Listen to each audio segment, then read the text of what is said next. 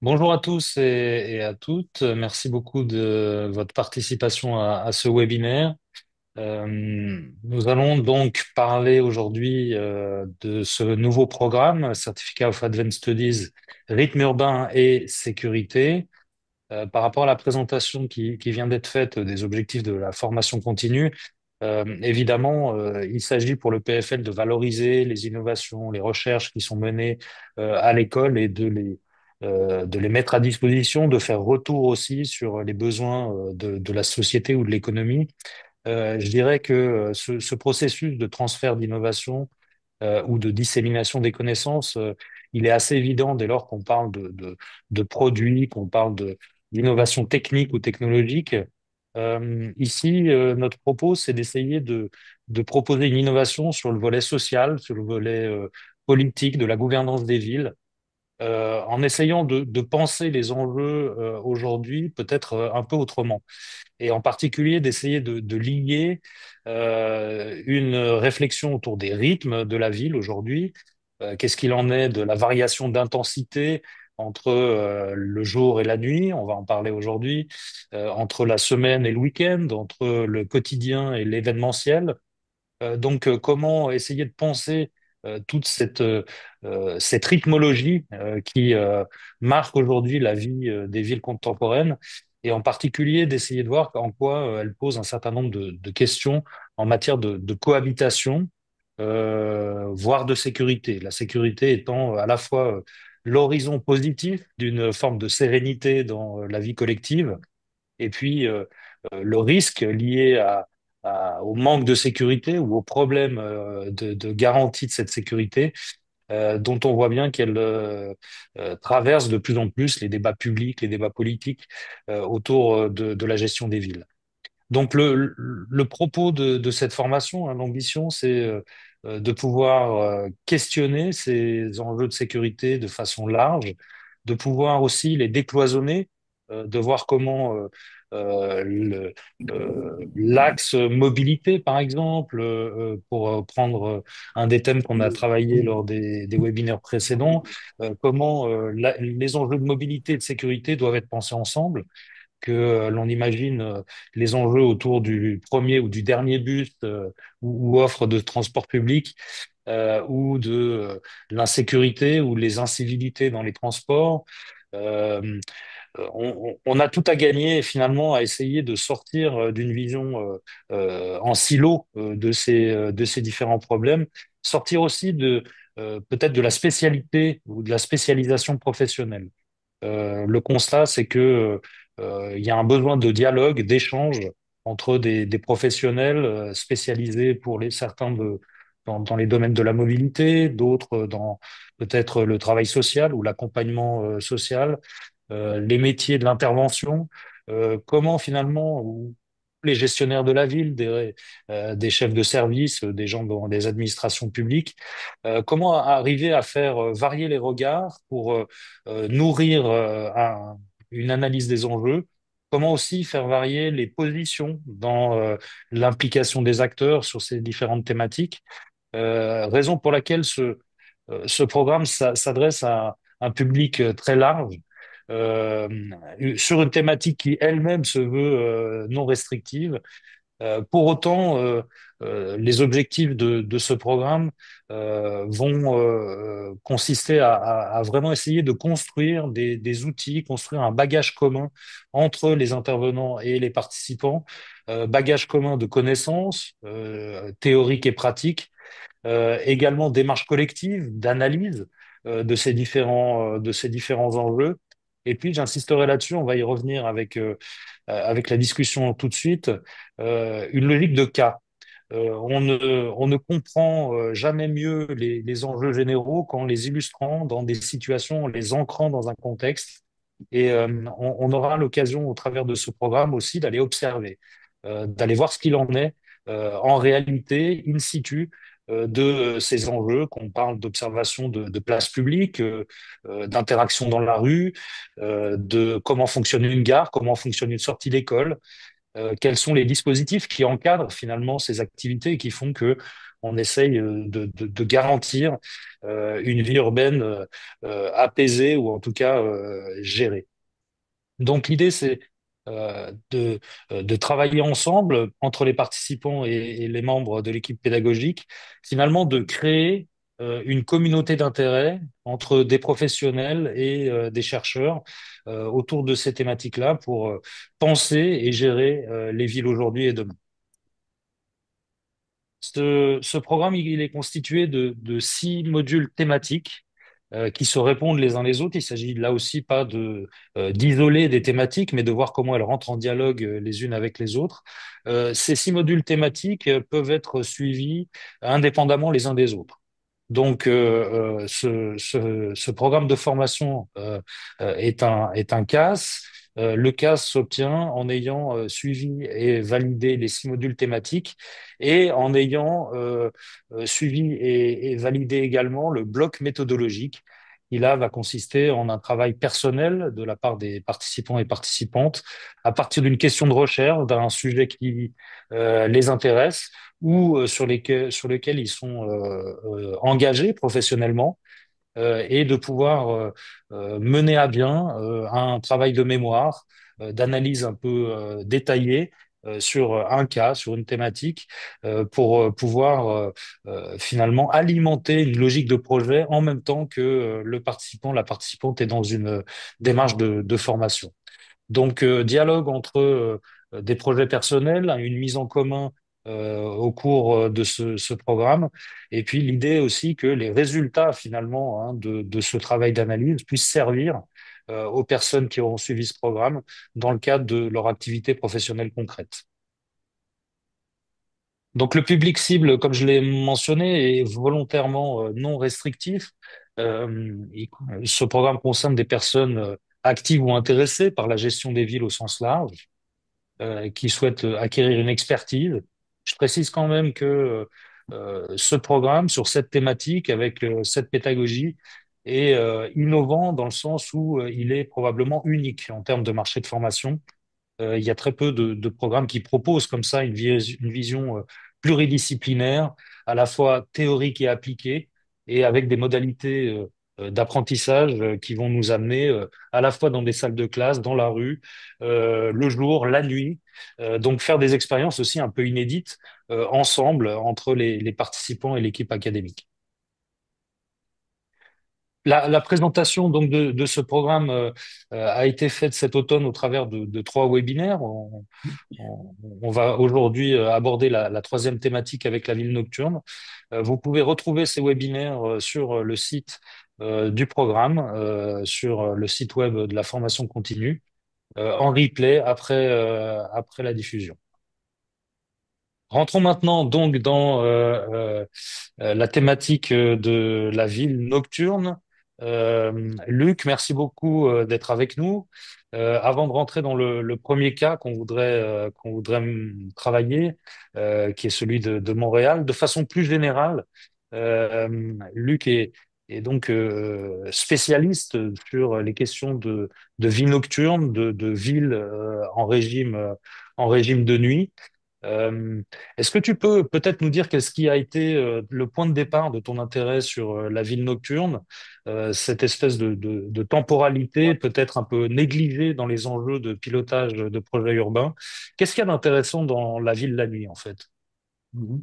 Bon, bonjour à toutes et bonjour à tous. Merci de m'accueillir là. Mais pourquoi la ville la nuit pour moi? Moi, je suis né dans le nord-est de la France, en Lorraine, dans une région où le ciel était rouge, on ne voyait pas les étoiles. Donc, on ne parlait pas de pollution lumineuse à l'époque. C'est évidemment il y a de nombreuses années.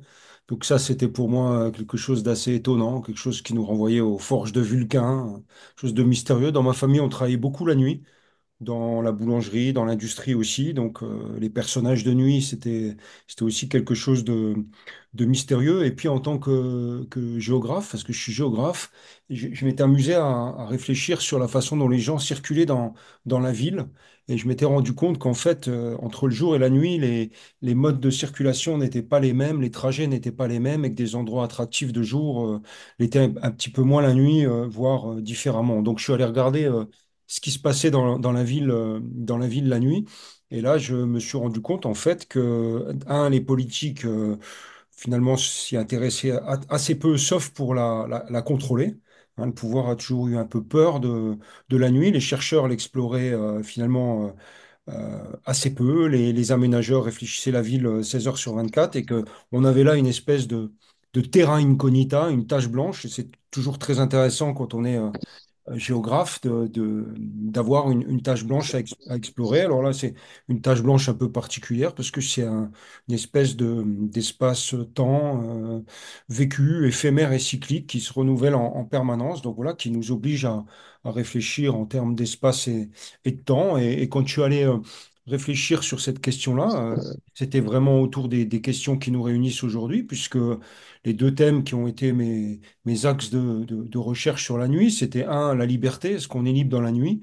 Deux, la peur, est-ce que, il y a du danger dans la nuit? Et j'ai répondu dans mon travail de façon négative aux deux approches. Et puis j'ai découvert, là on est dans les années 90, qu'il y avait une accélération de ce qu'on a pu appeler une forme de colonisation de la nuit, et puis que la nuit qui pouvait sembler oubliée, marginale, rentrait dans le cœur aujourd'hui d'une actualité, du développement économique, du vivre ensemble, de la cohabitation. Voilà un petit peu le sens de mon propos. Et la nuit a été une formidable clé d'entrée vers une approche rythmique, temporelle aussi de la ville et des territoires et des modes de vie. Et comme tu le dis toi aussi là, un lieu possible d'expérimentation et de ressourcement. Je crois que en regardant les questions de nuit, on peut aller aussi s'intéresser au jour. Voilà Pascal pour le petit mot du pourquoi, du comment et de là où je parle. Merci beaucoup. Je précise que Luc fait partie de l'équipe de direction de ce programme. On a la chance de pouvoir bénéficier de son expertise sur ce domaine-là. Et là aussi, comme je le disais, penser la ville la nuit, c'est aussi rentrer dans une exploration un peu inédite des enjeux de la gouvernance des villes.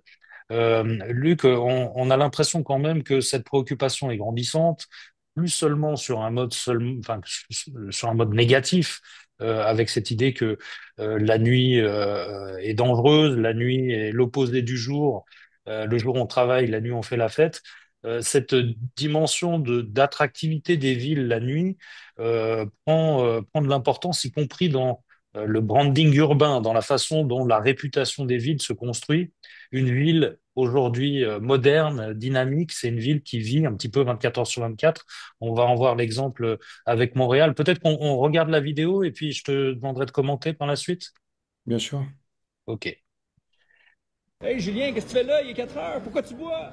Oh, ben t'as pas vu ça? Nouveau Info a obtenu la nouvelle politique de la nuit que la ville de Montréal va soumettre à ses citoyens. Puis dans cette politique-là, ben on apprend que ça va être probablement plus facile bientôt pour diverses institutions de rester ouvertes toute la nuit. J'en ai discuté avec les deux élus qui ont travaillé sur cette politique-là. Voici ce que ça donne. Dans la politique de vie nocturne, on met trois grandes propositions sur la table, notamment, mais il y en a une qui est l'établissement de quartiers 24 heures. Est-ce qu'on devrait avoir des quartiers 24 heures à Montréal? Ou le deuxième, c'est d'avoir des établissements de 24 heures, donc des lieux de diffusion culturelle qui pourraient avoir des autorisations de fonctionner 24 heures sur 24. C'est une bonne idée. Lesquelles?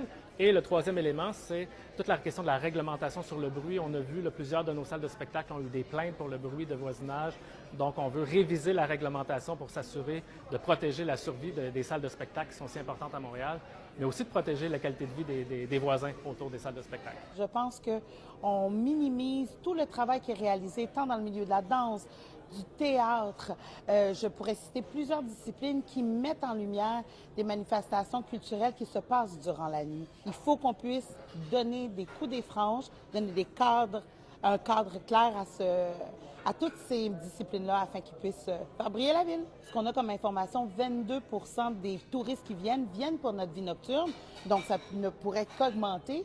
Mais aussi, je pense que ça peut amener un élément de fierté aux Montréalais et Montréalaises qui fréquentent toutes ces institutions de la vie nocturne. Voilà, alors je l'ai dit dans le cadre de ce programme, il s'agit de faire remonter des questions, de les travailler de façon peut-être un petit peu nouvelle ou inédite. Là, les enjeux de la ville 24-24, penser une ville comme Montréal qui pourrait vivre sur un régime qui est continu, hein, avec des activités qui s'enchaînent sans forcément de rupture. Ça pose aussi la question de la valorisation de la ville, on voit hein, l'argument touristique, mais aussi de la cohabitation avec des habitants qui, eux, ne sont pas sur un mode 24/24. Il faut bien que chacun, chacune puisse dormir à un moment donné. Donc on voit l'attractivité, on voit le gain et on voit aussi le risque, la menace. En termes notamment de cohabitation, il est question de notamment du bruit, hein, question récurrente quand on parle des activités nocturnes. Qu'est-ce que t'inspire cette vidéo sur Montréal, Luc? Et puis en quoi ces enjeux, peut-être, on peut les démultiplier sur d'autres cas ou avoir une analyse des enjeux urbains aujourd'hui en lien avec la ville nocturne? Ah, d'abord, j'adore cet accent québécois, donc ça va être toujours intéressant de l'entendre. Montréal fait partie des villes qui, parmi les premières, se sont intéressées à la question de la nuit, parce qu'il y avait une dimension festive dans le nord-est, enfin, disons, dans l'espace nord-américain, disons, il y avait une dimension festive particulière. Il y avait une image aussi autour de la prohibition à l'époque, donc un marquage très fort de cette ville sur la dimension nocturne et festive. Ce qui est intéressant là, c'est que Montréal a anticipé d'une certaine façon, puisqu'aujourd'hui il parle même de créer une mairie de nuit, ont anticipé cette vision un peu transgressive de la nuit. On en fait vraiment un outil de marketing territorial, comme ils l'ont fait avec la fête. Donc les différents intervenants là dans la vidéo, on voit bien qu'ils mettent en avant ça. Ils parlent même de quelque chose, une chose à laquelle je n'avais pas vraiment réfléchi. J'aime bien l'idée de fierté territoriale pour se mobiliser, mais une fierté nocturne ou une fierté festive, bon, pourquoi pas? Ça fait partie de l'identité, en tout cas, de cette ville qui est très forte. Leur politique de la nuit, elle est très marquée par le festif. Et c'est à partir du festif qu'ils ont tout reconstitué. Mais on voit qu'il y a des enjeux de marketing territorial hein, très forts. La nuit fait partie aujourd'hui des stratégies des villes, avec la décentralisation, avec cette compétition entre villes. Il faut pas enfin, que les gens s'endorment avec les poules. Alors, ce qui est intéressant dans leur logique, c'est que ils ont une approche un peu en forme de presque spatiale, puisqu'ils parlent de quartier 24 heures sur 24, d'établissement. Voilà, donc c'est un peu les citadelles de temps continu qu'ont évoqué nos collègues italiens. Et puis évidemment, face à ça, il y a une réflexion sur la qualité de vie. Donc moi, je trouve intéressant qu'on démarre par Montréal, parce que cette ville-là, bah, c'est pas une ville du Sud. Quand on pense à la fête, quand on pense à la nuit, quand on pense aux activités nocturnes, on va plutôt dans des imaginaires du Sud. Alors aujourd'hui, je vois les étudiants et ils pensent à des villes comme Istanbul, ils pensent à des villes comme Barcelone, mais un peu moins à Montréal, même si Montréal a une image. Donc c'est aujourd'hui cette réflexion, elle est partout. La nuit, c'est devenu un temps où on est de plus en plus éveillé, soit pour s'amuser, soit aussi, il faut pas l'oublier, pour travailler. Et on est aujourd'hui dans ce qu'on a appelé il y a quelques années des villes polychroniques, des villes à plusieurs temps.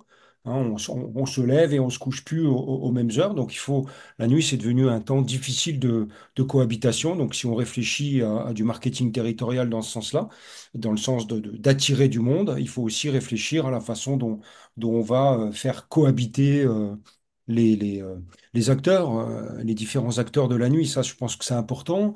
Signaler quand même que dans les études qu'on a pu faire sur la nuit, on constate que la nuit, comme temps d'arrêt, plus on est dans une métropole internationale, plus ce temps est court. En gros, c'est 1h30, 4h30 du matin. C'est ce qui reste de la nuit comme un creux. Hein. Après, on est dans la soirée, début de nuit élargie, puis après, on est dans le petit matin. Donc, c'est toute cette phase-là de la nuit qui a été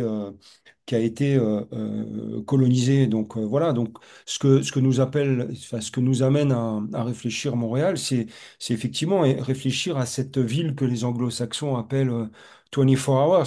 C'est 24 heures sur 24, mais aussi 7 jours sur 7, cette idée de continuité, et il faut cohabiter.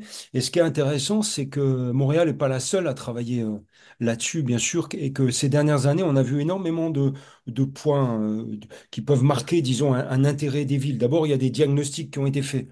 Comme on fait des diagnostics territoriaux classiques, on est parti sur des diagnostics nocturnes. Je pense à celui de Sydney, celui de New York, qui ont été assez significatifs. Et puis, pour parler j'allais dire, de la vieille Europe, on a vu se mettre en place, il y a une dizaine d'années, des états généraux de la nuit, où il fallait mettre tout le monde autour de la table parce qu'il y avait une nuit des données. Le chercheur était intéressé parce qu'il y avait les chambres de commerce, les acteurs de la nuit, de la fête, chacun a amené ses données parce qu'on avait très peu de données sur ce temps particulier de la nuit. Et là, la Suisse a été en amont quand même. Bon, Paris avait lancé les premiers états généraux. J'ai eu la chance d'en diriger à Lausanne, à Genève aussi. Et c'était des moments très vivants qui se contentaient pas de la dimension festive et attractive, hein, et qui essayaient de réunir tous les acteurs, notamment les acteurs de la sécurité, qui ont transmis facilement des données, et les acteurs aussi de la prévention. Il y a des conseils de la nuit aussi qui sont mis en place pour coordonner les politiques, parce qu'on est obligé de réfléchir de façon partenariale, hein. C'est intéressant la nuit parce que c'est la compétence de tout le monde et de personne, mais c'est aussi compliqué parce qu'il faut mettre tout le monde autour de la table. C'est un mot qu'on utilise évidemment beaucoup. Puis il y a même des maires de nuit. Ça faisait sourire il y a 30 ans quand on parlait de mettre en place des maires de nuit. Dans le monde entier, il y a une cinquantaine de maires de nuit. Ils se réunissent maintenant quasiment tous les ans, donc avec des statuts divers, mais en tout cas qui coordonnent ça. Et ça, c'est le début de ce qu'on pourrait appeler des politiques de la nuit, autour de la prévention, autour évidemment de la sécurité, des transports, de l'événement. L'événement nocturne, c'est devenu un élément d'attractivité, mais aussi un élément, alors peut-être de fierté de la ville, mais aussi un élément de cohabitation, un moment de cohabitation particulier pour la ville. On a travaillé sur les décalages de services en soirée, sur l'éclairage, sur des démarches comme les correspondants de nuit, par exemple. Il y a des belles expériences ici. Enfin, je dis ici et je suis à Toulouse, mais parce que je connais bien quand même ce territoire du côté de Lausanne, de Genève notamment. Et puis signaler quand même, ça c'est la suite, c'est que on a commencé par des grosses métropoles, et puis aujourd'hui, il y a des petites villes, je pense à Montreuil, hein, pas Montréal, mais Montreuil, dans la banlieue parisienne, qui a lancé une démarche et une politique de la nuit. La petite ville de La Rochelle, qui est connue pour les francopholies, la ville de Quimper aussi, qui avait un positionnement particulier. Et puis il y a des pays, là je rentre du Vietnam. Le Vietnam vient de lancer une politique économique de la nuit. C'est devenu un élément de sa stratégie. La Chine, il y a déjà 4 5 ans, a lancé une stratégie en se disant que voilà, on pouvait repenser l'économie à partir de cette dimension-là. Après les années en Grande-Bretagne de Margaret Thatcher, où il y avait quand même eu beaucoup de destruction de villes très importantes dans l'organisation du territoire anglais, ben, il y a eu une politique qui s'appelait la nighttime economy, où on a essayé de ressourcer, de relancer les centres-villes qui étaient effondrés de villes moyennes ou grandes en Grande-Bretagne à partir de la nuit. Donc la nuit est devenue une espèce de politique d'innovation, et pas simplement un moment de crainte, de peur ou de contrôle. Et ça, moi, je crois que Mhm. c'est vraiment important, notamment autour, bon, il y a bien sûr des politiques de régulation, mais des politiques de médiation. Peut-être on en parlera un peu plus tard, mais les chartes nocturnes, les correspondants de nuit, on est plus dans la médiation, dans quelque chose qui va bouger, qu'il va falloir comment dire, reconnecter à chaque fois pour accompagner un système qui est en rotation rapide, comme celui des nuits des mondes, hein. Et pour des raisons pratiques, tu en es d'accord, hein, Chloé, Pascal, vous en êtes d'accord, on parle de la nuit, mais il y a des nuits, hein. Elles sont plurielles Mhm. en fonction des latitudes, des cultures et ainsi de suite. Mais on voit qu'il y a un socle aujourd'hui dans la mallette de l'élu, pour sa stratégie urbaine. La question de la nuit, elle peut plus être laissée de côté. Voilà comme ça quelques premières Mhm. réactions. Alors, on voit au travers de ce que tu nous dis que cette colonisation de la nuit, c'est un phénomène massif et généralisé. Ce que je trouve particulièrement relevant, hein, on pourrait se dire, voilà, finalement, la nuit, c'est juste le festif. En fait, non, c'est toute une articulation d'une vie sociale qui se déroule dans cette temporalité-là. Et qui donne lieu aujourd'hui à la fois des expérimentations en termes de régulation, j'aime bien l'idée, hein. La colonisation, c'est pas un phénomène brutal, c'est pas tout à coup un basculement, c'est une forme d'accompagnement et qui se donne à voir à la fois dans des initiatives comme ça autour de la médiation urbaine, du travail social, du travail d'ordre public. Et ce que je trouve aussi assez intéressant, c'est que on ne parle pas que des grandes villes. C'est pas que Montréal, New York, Paris, Berlin qui aujourd'hui aspirent à cette vie 24/24. C'est aussi des villes plus petites, de moyenne importance. Alors, est-ce que l'horizon, c'est le même? Probablement pas. Ce qu'on voit, c'est qu'il y a des gradients de vie nocturne différents. Et on va pas passer à un deuxième exemple. Hey que tu Julien, qu'est-ce que tu pourras, fais là? que tu pourras nous commenter aussi, qui concerne précisément une ville moyenne. Et on n'est pas sur l'aspect festif, là, on est plus sur la question de l'éclairage public. Alors, partant voilà, cette question ou cette problématique de l'éclairage, on va voir émerger finalement tout un champ de problématiques en lien avec l'écologie ou le développement durable. Il faut aussi économiser les ressources, la sécurité. Est-ce qu'une rue mal éclairée est plus dangereuse ou est sentie de façon plus négative qu'une rue éclairée? Les rythmes, évidemment. Les gens qui passent là la nuit, c'est des gens qui soit qui travaillent, soit qui sortent, mais qui utilisent, entre guillemets, l'espace public en dehors des heures où ils sont utilisés de façon plus intense. Je vais passer le reportage là qui est sur un projet hein, d'éclairage public à la demande, et puis on pourra en discuter ensuite avec Luc et En Chloé. pleine nuit, depuis peu, elle a adopté un nouveau réflexe, celui de sortir son téléphone portable. Donc je vais sur le navigateur, je tape tout simplement, j'allume, ça va me géolocaliser et après j'appuie sur l'ampoule et ça s'allume. Un clic et elle n'a plus rien à faire. Les différentes zones qu'elle traverse s'allumeront automatiquement lors de son passage. Voilà, je trouve que c'est très pratique parce que c'est rassurant de ne pas marcher dans le noir complet. On peut cheminer tranquillement sans se soucier. Après 8 ans d'éclairage public éteint de 1h à 6h du matin, cette ville périphérique de Bordeaux vient de mettre en place ce nouveau système, accessible à ses 25 000 habitants ou depuis n'importe quel téléphone. Je connaissais pas, mais après, je me dis c'est en accord avec notre temps. Et imaginons on n'a plus de batterie, on n'a pas de connexion, des trucs comme ça, on peut pas allumer les lampadaires. Au total, près de 4000 lampadaires sont contrôlés à distance. Tous les postes de commande électrique de la ville, qui correspondent à des zones d'éclairage, ont été équipés de ce boîtier. Ça géolocalise sur la zone, l'information est captée par l'antenne, transmise au boîtier. Ça allume la zone dans laquelle il se situe, d'une durée de 10 minutes. Tout est piloté depuis cet ordinateur. Caractéristique essentielle du système, sa flexibilité. Police, gendarmerie, ils auront accès. Donc, pardon.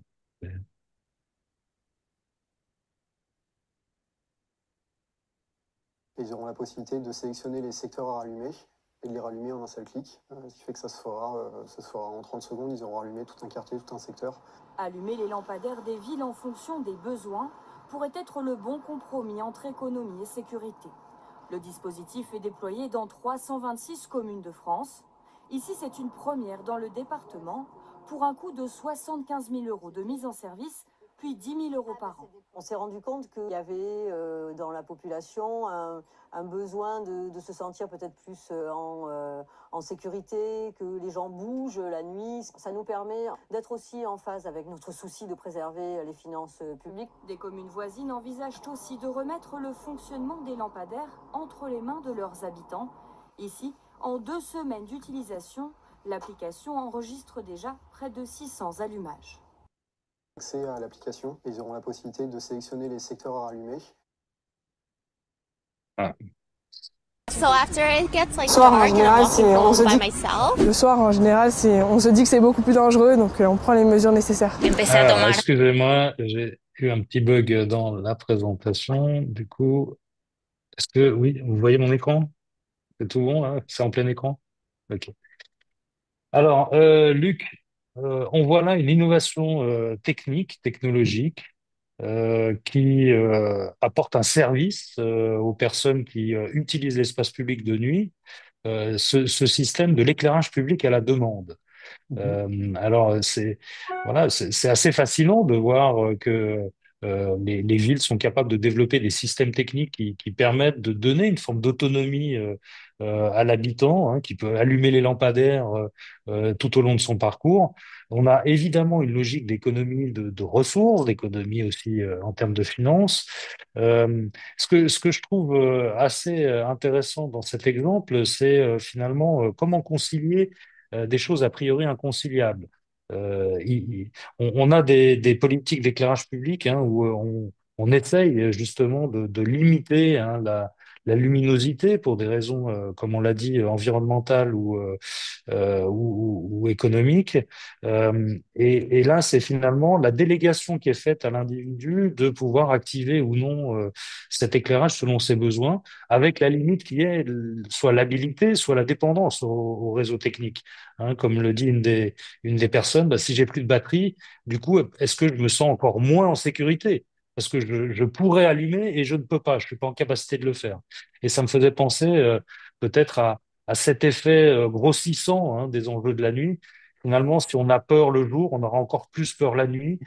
Si on est confortable ou inconfortable de jour, ça va être amplifié la nuit. Qu'est-ce que ce reportage t'inspire de ton côté? Ben, beaucoup de choses. D'abord, il renvoie à la notion d'adaptation et de flexibilité. Je crois qu'on passe d'une réponse qui pouvait être une réponse un petit peu universelle, c'est-à-dire une espèce de lumière qui devait régner sur l'ensemble de la nuit, cette espèce de modernité, hein, qui renvoie aussi à la philosophie des Lumières, hein. La nuit, d'une certaine façon, c'est ce qu'on veut éclairer, ce contre quoi on veut se battre, hein, quand on est dans une recherche de la raison. Donc là, il y a une espèce de, de métaphore, hein. Donc l'idée comme ça d'un passage de quelque chose, d'une lumière imposée vers une lumière qui va se déclencher quand on le souhaite, avec les dépendances que tu as bien mis en avant. Ça me semble être le premier point. Peut-être rappeler quand même que une banalité, mais on est des animaux diurnes. On est fait, c'est les biologistes qui nous disent ça, et les chronobiologistes, on est fait pour vivre le jour, et que vivre la nuit, ça nous met dans une situation inconfortable. Hein. 80% des informations qu'on reçoit en journée, c'est des informations par la vue. Les autres sens sont un peu plus atrophiés. Donc, quand on perd la vue, on perd le contrôle. Donc, il y a une forme. Alors, on peut le prendre d'un point de vue poétique, comme le disent les poètes. Ils disent qu'on est enveloppé par la nuit. Et puis, on peut le prendre sous une logique de contrôle, quoi. On est aussi des animaux territoriaux qui vont calculer la distance à partir de laquelle il faudrait pouvoir fuir si jamais on était attaqué. Enfin, il y a des sociologues qui ont travaillé, des psychologues aussi sur ces notions-là. Et puis, rappeler aussi que vivre la nuit, c'est vivre dans un temps où notre température interne du corps diminue, le taux d'hormones, ainsi de suite. On n'est pas fait vraiment pour vivre la nuit. Après, on se débrouille avec toutes sortes d'artifices. Voilà. Donc la lumière, elle est très importante parce que elle permet à la fois de contrôle sur l'espace, ou en tout cas un contrôle supposé, et puis une poursuite des activités. Pensons au couvre-feu, hein. On empêchait le travail de nuit et la poursuite des activités pour des questions de morale, pour des questions de religion aussi, notamment dans la religion chrétienne, et pour des questions techniques, on n'avait pas les moyens d'éclairer. On a vu que ça a changé. Mais se dire qu'aujourd'hui, et depuis, allez, je vais dire 5 6 ans, il y a une accélération de l'intérêt de la lumière, de la réflexion en tout cas sur la lumière. Avant, on est passé d'une lumière sécurité à une lumière pour l'agrément, l'éclairage des bâtiments, ainsi de suite. Bon, et puis on est rentré dans quelque chose qui est devenu central. Pour ça que la nuit et la lumière, c'est au cœur des réflexions, me semble-t-il, sur la ville, sur le développement durable, parce que on croise, tu l'as dit, la consommation d'énergie. Évidemment, pour pouvoir tenir la nuit, ben, il faut puiser des ressources. Deux, la pollution lumineuse. On s'est quand même rendu compte enfin que on n'avait plus accès au ciel, qui est un spectacle gratuit et qui nous renvoie à notre dimension un peu particulière. Alors, comment dire, notre rapport à l'univers, et puis respect de la biodiversité, parce qu'on s'est rendu compte que éclairer comme des fous, hein, nos villes, ça avait un impact sur la flore, mais aussi sur la faune, et que cette faune, elle est en majorité nocturne. Donc voilà. Et ce qui est intéressant, moi je sors d'un travail avec des concepteurs lumière en France, où la question qu'ils posent, alors que c'est leur métier d'éclairer, ils posent la question de la sobriété lumineuse. Donc voilà, il y a une espèce de basculement qu'on voit arriver depuis allez, 4 5 ans. Et donc pour aborder ça, que ce soit les politiques, les techniciens, les aménageurs et tout le monde parle de trouver des dispositifs pour débattre, hein, entre Mhm. scientifiques, acteurs, différents acteurs politiques, et puis tenter des expérimentations. Parce que finalement, face à la lumière et à cette question-là, soit on éteint tout, et il y a 12 000 communes, par exemple, en France, je n'ai pas les chiffres sur la Suisse, hein, mais je dois pouvoir les trouver, il y a 12 000 communes qui ont éteint. Ça semblait impossible il y a quelques années, ça a été fait, puis alors on a éteint un peu vite, Des fois, il y en a quelques-unes qui reviennent en arrière, on renégocie les bornes de cette extinction. Mais en gros, quand même, 12 000 communes, c'est pas rien.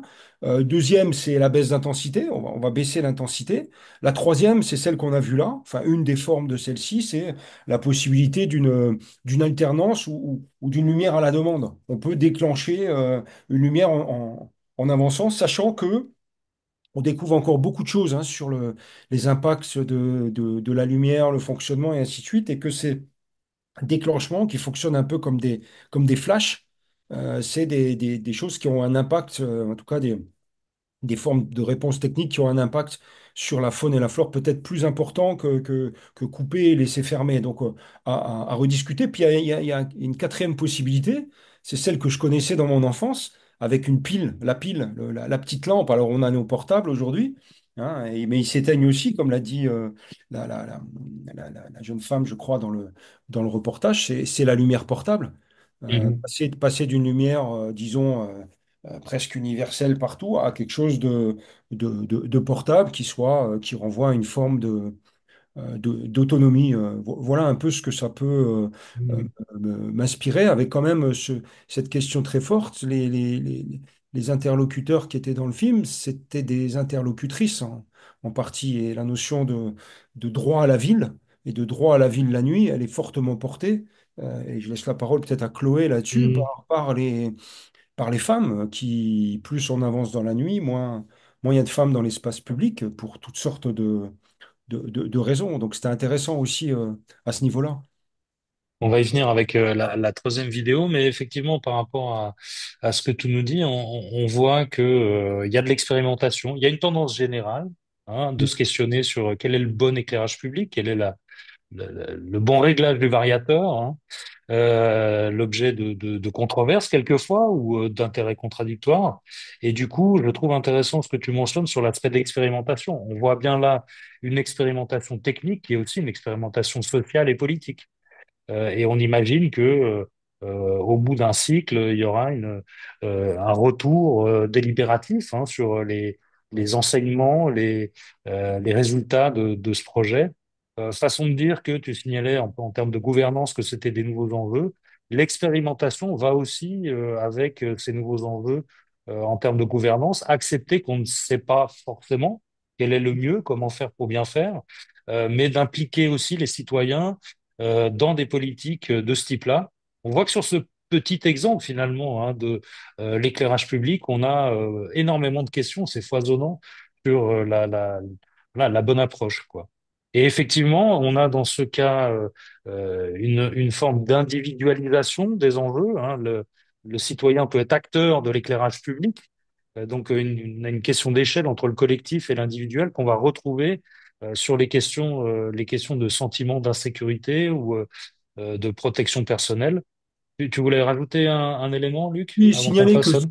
oui, peut-être signaler que cette sensibilité, cette expérimentation, elle renvoie aussi, d'une certaine façon, à d'autres expérimentations ou démarches qui sont plus classiques, qui sont du domaine de l'aménagement, autour des trams noirs, par exemple, avec le développement de, comme on a les trams noirs, des trams bleus, des trams verts, des notions de continuité, comment on maintient des couloirs de continuité nocturne dans les villes, et petit à petit, c'est des formes. Roger Brunet avait été un des premiers à mettre Roger Brunet, Roger Narboni, pardon, l'urbaniste, avait été un des premiers à mettre en place ce type de démarche. Aujourd'hui, les écologues ont repris les choses à partir des enjeux et des pressions sur la faune et la flore pour imposer ces démarches. Donc il y a à la fois une sensibilité de tout un chacun sur ces notions. Ce n'était pas le cas il y a quelques années. Il y a des expérimentations, et c'est vrai que ça amène ça aussi à ramener vers le jour, hein, comme on peut aussi expérimenter dans le jour. Et puis troisième point, il y a cette possibilité de construire des politiques publiques spatialisées autour de l'aménagement du territoire et de l'urbanisme. Il commence à y avoir des outils qui se mettent en place, des schémas lumière aussi. Voilà, donc ça bouge à différents niveaux, et pas que dans la peur, hein, dans des réponses. Et toujours, Mhm. toujours partenarial, et qui pose la question du suivi, de l'évaluation, et puis du retour d'expérience pour remettre quelque chose qui flue, quoi, quelque chose qui n'est pas une réponse définitive. parce que les Mhm. populations vont changer, le contexte climatique change. Donc, comment on arrive à travailler sur des choses et la lumière, c'est une des façons comme ça d'y répondre dans la nuit, mais évidemment, ça ne doit pas être déconnecté des autres politiques publiques de mon point de vue, hein. Mais c'est vrai que par rapport à ce que tu nous disais tout à l'heure, euh, on aurait facilement tendance à se dire, voilà, l'obscurité est facteur de risque et donc il faut éclairer la nuit comme on éclaire, comme le jour est éclairé, comme si on pouvait artificiellement finalement gommer les spécificités de la nuit avec un éclairage dit généralisé. Le fait est que ça, c'est pour toutes les raisons qu'on a dit, pas possible, et que par ailleurs, quand on éclaire, bah, par contraste, on rend aussi d'autres espaces plus sombres et donc du coup peut-être plus anxiogènes. Et puis là, je vais faire la transition peut-être avec la dernière vidéo qui correspond au dernier sujet, c'est ce que tu as évoqué hein, en termes d'accessibilité à l'espace public, accessibilité qui plus est à la ville la nuit. Qu'est-ce qu'il en est de cette garantie d'accessibilité, cette garantie de l'espace public, c'est celui qui appartient à tous et à toutes. Et de fait, bien des débats aujourd'hui nous montrent que cette accessibilité n'est pas garantie, notamment pour les femmes. Je voudrais bah, solliciter là-dessus Chloé Montavon, qui fait partie aussi de l'équipe de direction de ce programme et qui travaille spécifiquement sur ces enjeux. Chloé, je te propose qu'on regarde la vidéo et puis tu nous donnes un petit peu ton sentiment après. Le soir, Allons-y. en général, on se dit que c'est beaucoup plus dangereux, donc on prend les mesures nécessaires. Empecé a tomar más precauciones, lamentablemente a la hora de regresar a mi hogar a la noche. I make sure not to like have my AirPods or like headphones in, so I'm very aware of like who's around me, if there's like any sound, so if anyone's following me, then I like know and I'm more conscious about it. Je pense que toutes les filles connaissent le fameux coup de la clé entre les doigts. Donc mettre sa clé dans sa main et juste la clé dépasse comme ça pour faire une sorte d'arme, de poing comme ça pour se défendre. Mais je sais pas si je suis vraiment agressée, est-ce que ça va vraiment m'être utile? Bueno, pues este es mi llavero, que es el famoso gato con las orejas puntiagudas. Y bueno, me lo compré porque como supongo que todas las mujeres han sufrido casos de acoso callejero, sobre todo por la noche, y algunos bastante turbios que me dejaron muy mal cuerpo.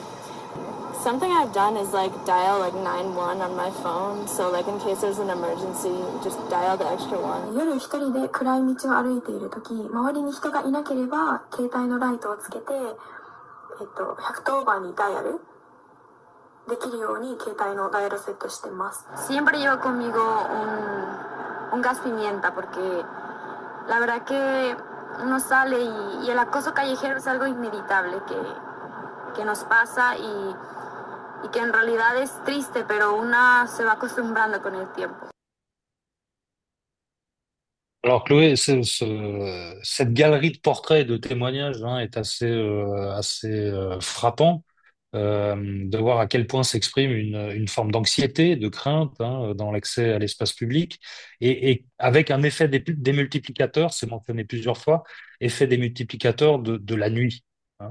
Une perception du danger ou de la menace en lien avec du harcèlement, en lien avec un risque d'agression qui est décuplé du fait de ce régime nocturne, euh, ce qui potentiellement, hein, d'un côté, peut limiter l'attractivité hein, aux activités nocturnes, parce qu'il faut rentrer une fois qu'on est sorti. Et puis, ce qui est frappant, je ne sais pas ce que tu en penses, c'est là des techniques individuelles, hein. Finalement, les enjeux sont renvoyés à la personne elle-même, qui doit se protéger contre cet environnement qui est perçu comme hostile ou dangereux, à tort ou à raison. Qu'est-ce que toi qui es spécialisé sur ces questions-là hein, de nuit, de sécurité, d'insécurité, qu'est-ce que ces témoignages t'inspirent? Je reprends la parole. Euh, J'espère que vous m'entendez bien. Merci Pascal pour cette opportunité de m'exprimer sur ce sujet. Je trouve ce qui est marquant dans cet extrait, c'est aussi le contraste avec le webinaire qu'on a eu l'occasion de faire, le dernier webinaire qu'on a eu sur la foule urbaine, où on a brièvement abordé ces questions de crainte de l'agression sexuelle, mais là dans le contexte d'une foule, donc où le risque était vraiment lié à une forte coprésence, à un grand nombre de personnes. Ici, ce qui ressort de cet extrait, selon moi, c'est complètement la situation opposée où le risque émerge justement de cette grande impression de solitude que ces femmes ont quand elles se déplacent dans l'espace public la nuit, avec une forme d'absence de témoins, d'une collectivité qui peut être un peu protectrice, comme on aurait pu voir la semaine, enfin le webinaire passé avec tous des dispositifs qui sont mis en place pour assurer la sécurité dans les foules urbaines ou dans les événements publics. Ici, on a vraiment un fort sentiment de solitude. Et du coup, ce qu'on voit émerger, c'est que dans cette situation un peu d'être seul dans cet espace public, toutes les personnes qui sont rencontrées peuvent être un potentiel suspect d'une agression sexuelle et que du coup, ben, ces femmes sont toujours sur leur garde. Donc, ont une attention continuelle sur toutes les personnes qu'elles peuvent rencontrer dans l'espace public, ce qui est du coup pas possible dans le cadre d'une foule. Ce qui me frappe aussi, c'est que du coup, comme tu disais, à partir de ce sentiment de solitude, donc sur l'espace public, du fait qu'il est moins fréquenté la nuit et du coup où le contexte de la nuit est très important dans ce sentiment de solitude, on a aussi une prise en charge individuelle de sentiment d'insécurité parce qu'on se sent seul face à cette situation. Et du coup, on a vu, c'est notamment la femme espagnole qui utilise un kit de défense, un chat avec des oreilles pointues. C'est quelque chose qui est aussi utilisé en Suisse. Je ne sais pas si vous avez vu récemment passer un post de la RTS qui indiquait que ces kits étaient de plus en plus achetés et utilisés en Suisse. C'est des kits qu'on met sur les porte-clés et qui sont en fait des micro-armes blanches. Donc, pour se défendre soi-même, on s'arme en fait d'une manière légère, mais toutefois, on s'arme. Et du coup, en fait, il n'y a plus que notre jugement face à, à la réaction qu'on peut avoir. En fait, on compte que sur soi-même pour se protéger. Je trouve que c'est ce qui ressort très fortement. Donc, ces kits de défense, c'est l'exemple le plus marquant, mais il y a plein d'autres stratégies d'évitement, de couvre-feu. Donc, comme tu disais, de plus sortir à partir d'une certaine heure, qui va du coup contraindre l'accessibilité des femmes.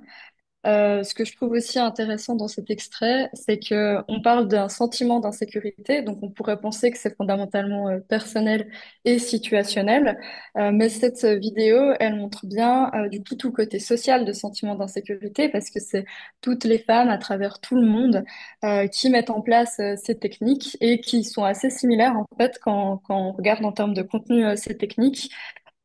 Et du coup, on voit l'aspect social, notamment genré, de ce phénomène.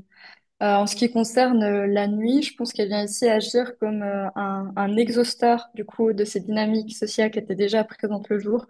C'est un peu ce que disait Luc avant en disant que si, ou Pascal, je sais plus, mais que si on se sent pas en sécurité déjà le jour, on va encore moins se sentir en sécurité la nuit. Et qu'elle a un rôle vraiment important dans ce sentiment de solitude où on a l'impression que c'est moins fréquenté, donc il y a moins de contrôle social. Voilà ce que j'aurais un peu à dire sur cet extrait. Merci beaucoup, Chloé. Alors, effectivement, là, on voit bien, hein, au travers d'ailleurs de la galerie des portraits de ces femmes dans différents pays, comment ce sentiment d'insécurité qu'on renverra à l'individu est aussi largement partagé. Et puis, l'horizon négatif, c'est celui de la mauvaise rencontre. Et finalement, l'opportunité de la rencontre, qui est le propre de l'espace public, hein, est là uniquement connotée négativement. Luc évoquait tout à l'heure la question de la médiation urbaine. Peut-être que c'est des choses qui se travaillent aujourd'hui. Comment peupler l'espace public de façon positive? Comment faire en sorte que la rencontre ne soit plus seulement une rencontre qui inquiète, mais une rencontre qui rassure? typiquement avec et voilà quels sont les acteurs finalement de cette réassurance ou de cette garantie donnée, hein, qui vient compenser un petit peu l'inquiétude généralisée. Est-ce que c'est des correspondants de nuit? Est-ce que c'est d'autres acteurs, des agents de sécurité, des agents de police, des acteurs sociaux? Et on voit que les réponses sont pas définitives et que là aussi, on va retomber sur ce que Luc appelait l'expérimentation, de dire comment arriver à mettre en place des dispositifs évolutifs pour répondre peut-être à ces enjeux et à l'aspiration légitime aussi des femmes de se sentir en sécurité dans l'espace public. Luc, tu voulais ajouter un élément? Oui, je voulais juste, là, on voit des réponses qui sont des réponses très, très, très personnelles, même s'il y a des collectifs, même s'il y a, moi, je pense qu'il y a quand même un devoir de la collectivité par rapport à cette approche-là, et il y a une sensibilisation aujourd'hui à ces questions-là. Quand on travaille sur les questions de réseau, de bus en soirée, on a l'impression d'être loin de la question de la sécurité. Non, quand on travaille sur la possibilité d'arrêter, de faire arrêter un bus entre deux arrêts, pour diminuer le temps de parcours, notamment des femmes, du bus jusqu'à la maison, quand on travaille sur l'idée de magasins refuge, enfin, de lieux refuge, si jamais il se passe quelque chose donc il y a plusieurs villes qui ont développé ça avec des logos, enfin, en tout cas l'idée qu'on peut se réfugier dans ces endroits-là s'il se passe quelque chose. Toutes les applis aujourd'hui aussi qui existent, l'éclairage des parcours, tout ce qu'on appelle aujourd'hui la prévention situationnelle qui peut arriver, bon, qui passe par l'éclairage, mais aussi on diminue les zones d'ombre. Enfin, on risque aussi d'aller vers une ville où il y a plus grand-chose pour anticiper une possible agression. Donc voilà, moi je crois dans ce qui est évoqué par Chloé, dans ce qu'on évoque là, c'est quand même l'idée de repenser un écosystème complet. Et que moi j'aime bien l'idée d'un contrôle social naturel, c'est-à-dire que si dans un quartier, quel que soit central ou périphérique, on a des commerces qui sont encore un peu ouverts, pas toute la nuit, mais dans une période de début de nuit, si on a de la lumière en périphérie, là où c'est les bailleurs sociaux qui éclairent et qui font pas de gros efforts, disons, qu'on a un mobilier urbain à peu près adapté, qu'on a de la présence humaine, bah, on aura une possibilité d'accès plus forte, notamment pour les femmes, me semble-t-il, dans l'espace public. Donc, il ne faut pas non plus qu'on renvoie les femmes les plus fragiles, ceux qui ont le moins accès à des solutions purement individuelles. Je pense qu'il y a un vrai, on a un droit à la ville, on a aussi un droit à la ville la nuit. Alors c'est des fois perçu de deux façons, hein. Droit à la ville la nuit, ça veut dire droit au sommeil. Il y en a qui le réclament comme ça. Moi, quand je dis droit à la ville la nuit, c'est droit au service, parce qu'on n'est pas vraiment citoyen. Il y a plein de services auxquels on n'a pas accès. Et les pouvoirs publics, ils ont permis le travail de nuit. Et ils ont permis le développement des commerces et des activités la nuit. Donc, on a une population qui est là et qui a droit aux mêmes égards, aux mêmes contrôles, à la même sécurité, à une ambiance différente, mais en tout cas à des services et à un espace public hospitalier de qualité. Donc, réponse personnelle, on les voit, on les constate, voilà. Et puis aussi, un élément sur lequel je voulais juste dire un tout petit mot, c'est quand même un travail qu'on doit faire sur l'éducation à la nuit. Quand on fait des enquêtes auprès des adolescents, on constate qu'aujourd'hui encore, les parents, quand ils donnent une autorisation de sortie aux ados, ils sont beaucoup plus exigeants avec les filles qu'avec les garçons. Ça, j'avais fait deux enquêtes là-dessus, notamment une sur Besançon, où on voyait qu'à une fille, on dit, non, à un garçon, on dit ne rentre pas trop tard. À une fille, on dit rentre après telle heure, ne rentre pas après telle heure et on viendra te chercher. Donc, d'une certaine façon, on anticipe aussi, on contribue à cette, comment dire, à ce regard ou à cette peur, alors objective ou subjective, on pourrait en débattre. Donc, il y a quelque chose du domaine d'une éducation à la nuit, d'une réflexion collective. Voilà, c'est bien que la nuit devienne un temps de débat et d'échange. Et en plus, on a tous quelque chose à dire là-dessus. Mhm. Alors effectivement, on voit que quand on commence à rentrer dans la thématique de la ville la nuit, on découvre aussi une constellation de questionnements, que les sujets sont complexes et que les gestionnaires des villes sont confrontés à des configurations aujourd'hui assez inédites et compliquées à gérer. Avant de gérer, il faut essayer de comprendre, d'analyser, et c'est précisément ce qu'on va essayer de faire au cours de ce programme. On arrive au bout du temps qu'on avait prévu. Merci beaucoup à Luc, merci à Chloé et Miglena pour l'organisation et puis la contribution à la discussion.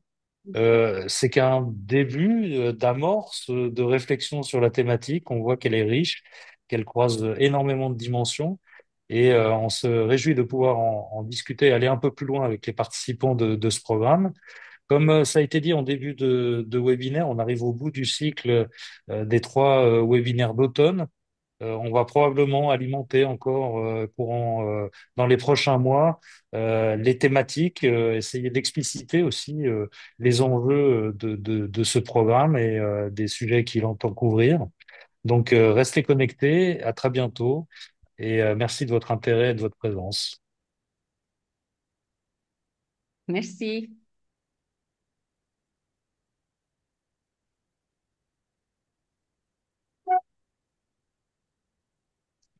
Parfait.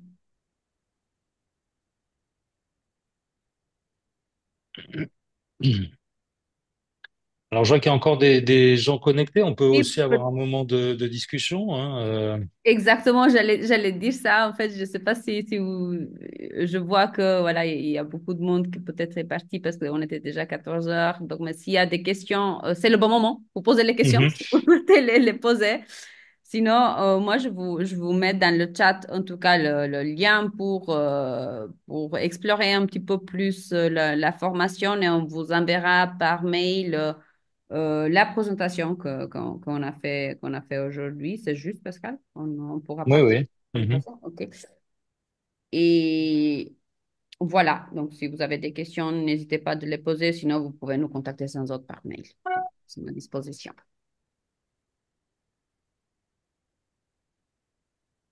Non, je vois pas de questions.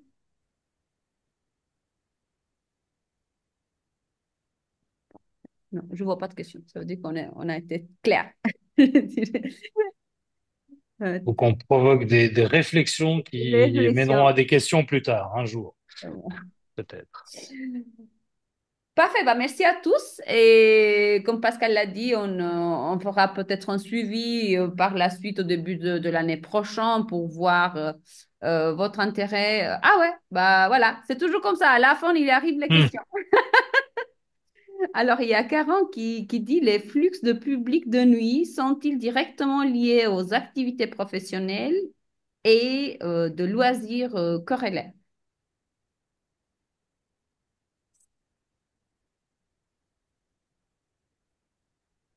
C'était bien ça, Karen, votre question?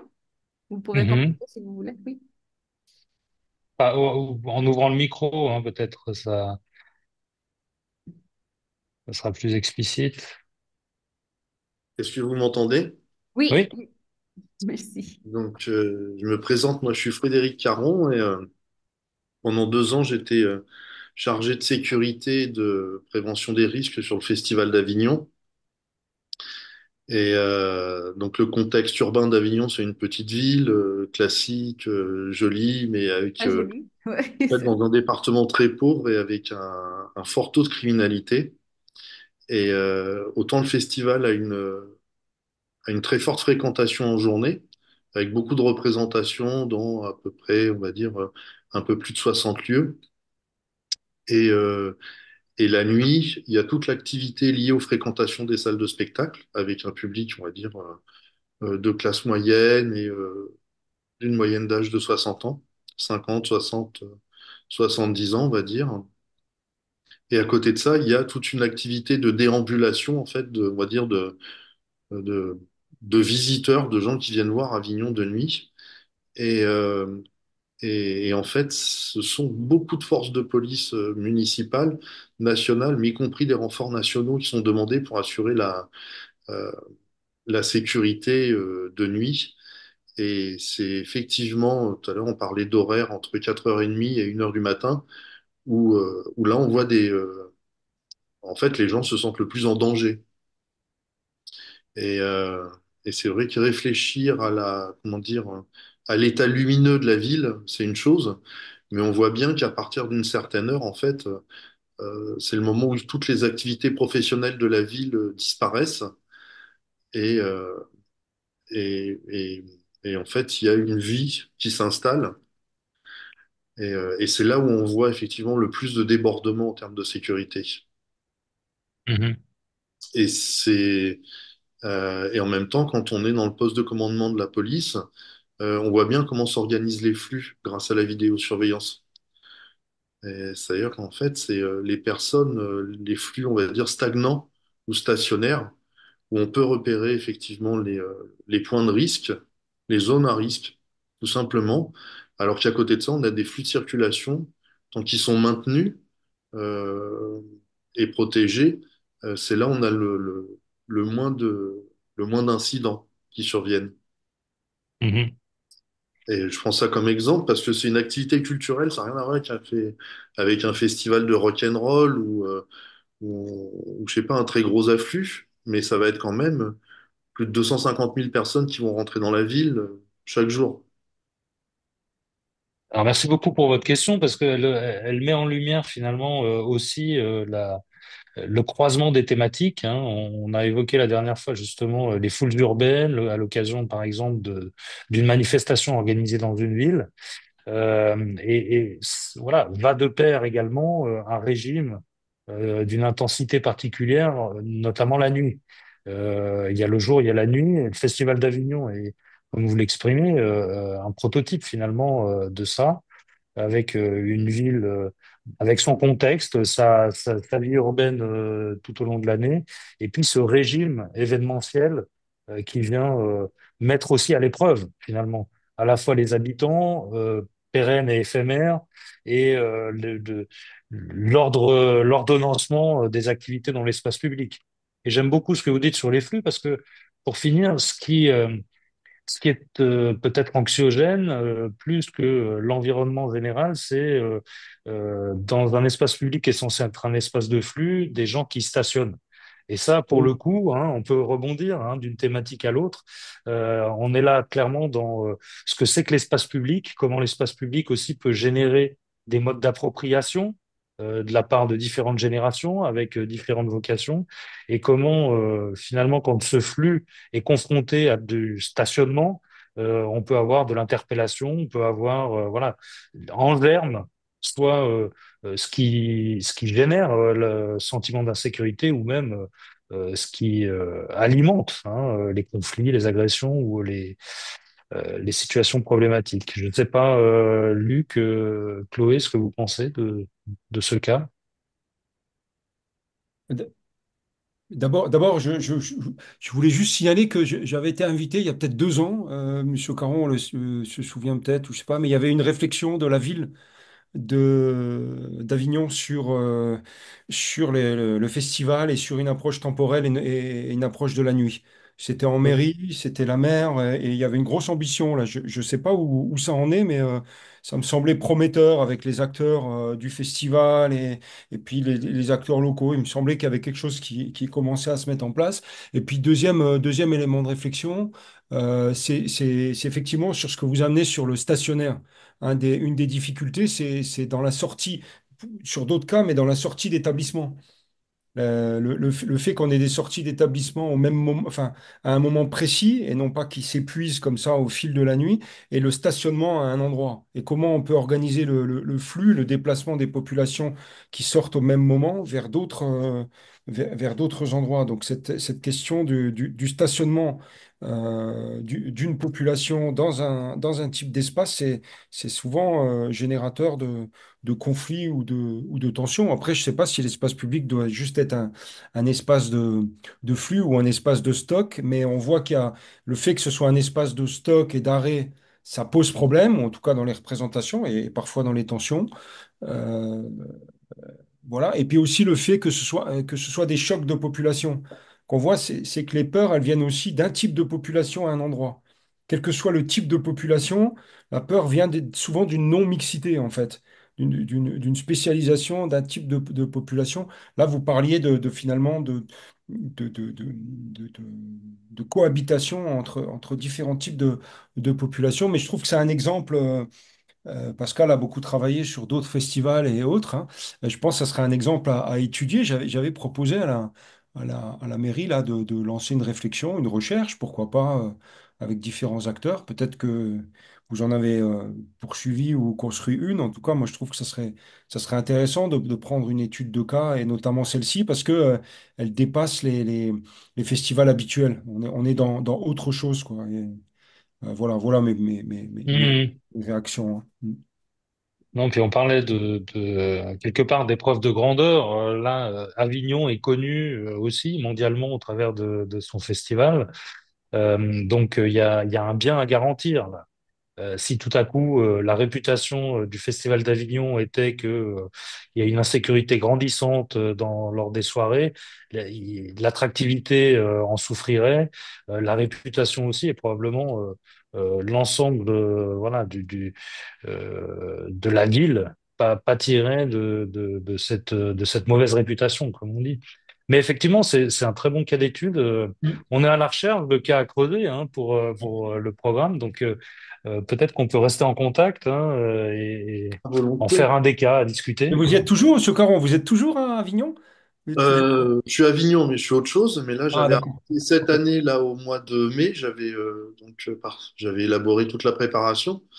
Euh, Parce que il y a effectivement un gros enjeu politico-culturel auquel essaie de répondre et l'autorité municipale et l'autorité préfectorale avec les organisateurs du festival. Donc le IN, c'est le Festival du ministère de la Culture qui a des moyens. Le Festival Off, c'est une association qui réunit une programmation essentiellement qui n'a pas vraiment de levier de décision et d'action concernant l'ordre public, on va dire, et tout ce qui est voirie, ce qui est voie publique.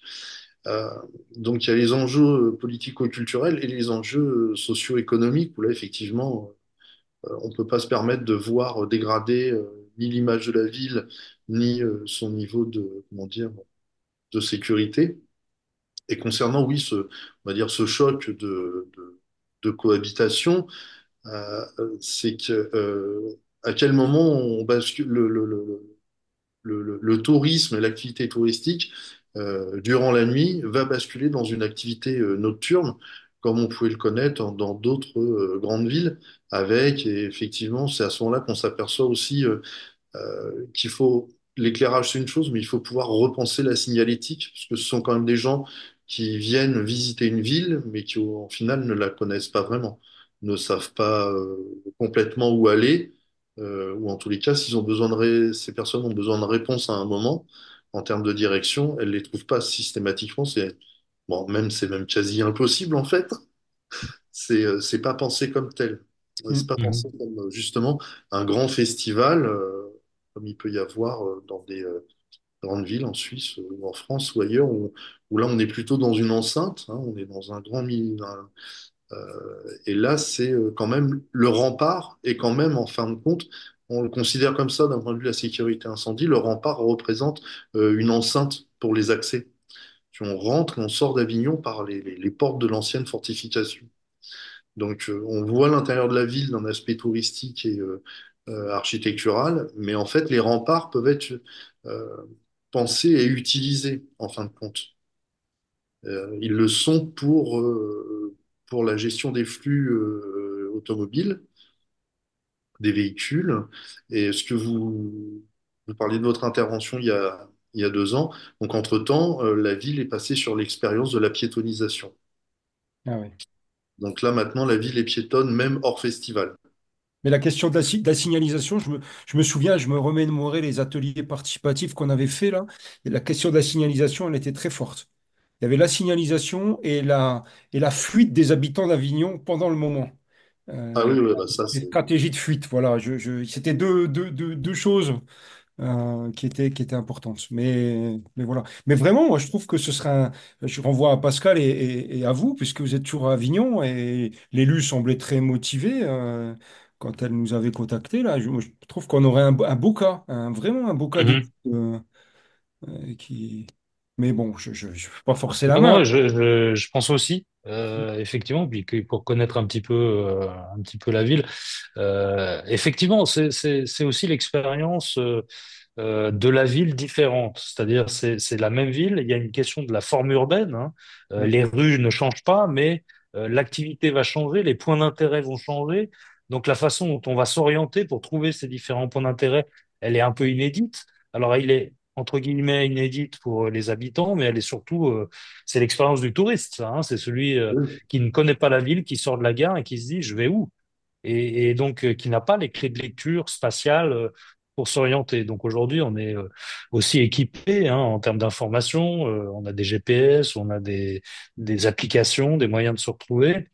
Mais comment la ville finalement s'apprête, hein, se prépare à accueillir ce public de la manifestation et avec toujours, voilà, il y a toujours ces angles morts. Hein. Il y a ce qui est prévu et puis finalement les conséquences un petit peu imprévues ou les enjeux sous-estimés. On pense la vie de la ville en régime festif ou en régime